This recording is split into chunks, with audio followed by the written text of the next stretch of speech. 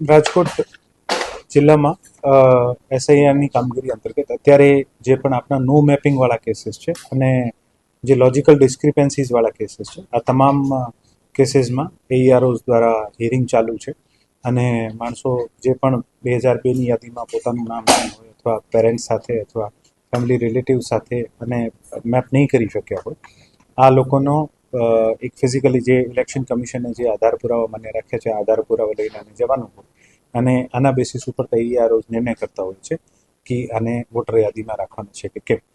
આ કામગીરી ચાલી રહી છે અને આપણે અહીંયા સાથે સાથે લોજિકલ ડિસ્ક્રિપન્સીઝ અમુક લોજિકલ એરર્સ જે આના રેકોર્ડમાં જૂનામાં હોય આને પણ દુરુસ્ત કરવાનું કામ ચાલી રહ્યું છે. આ કામગીરી જે છે આ 10 તારીખે પૂરી થઈ જશે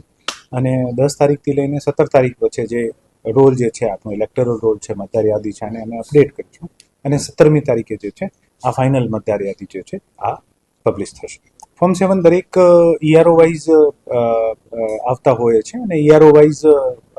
જે ફોર્મ 7 ન સિર્ફ ફોર્મ 7 બાકી ફોર્મ 6 ફોર્મ 8 પણ આવતા હોય છે અને ઈઆરઓ મોસ્ટલી અત્યાર સુધીની કામગીરીમાં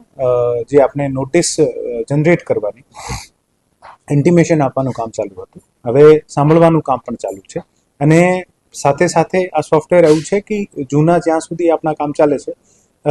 ત્યાં સુધી કોઈની ડિટેલ્સ અપડેટ થશે તો આ ફોર્મ 6, 7, 8ને અફેક્ટ કરતી હોય છે જેથી અત્યારે ફોર્મ 6, 7, 8 જેટલા પણ આપણે ડિસ્ટ્રિક્ટમાં જુદી જુદી કોન્સ્ટિટ્યુએન્સીઝમાં આવ્યા હશે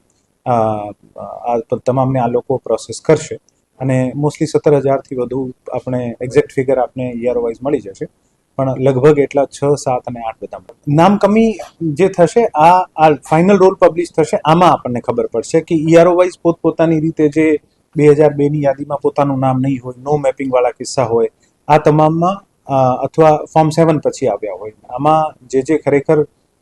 યોગ્ય મતદાર રહેવા લાયક નથી આનો ઈઆરઓ નિર્ણય કરીને નામ કમી કરશે. આ નામ કમી જે પણ થશે આપને 17મી તારીખે જે ફાઇનલ રોલ પબ્લિશ થશે આમાં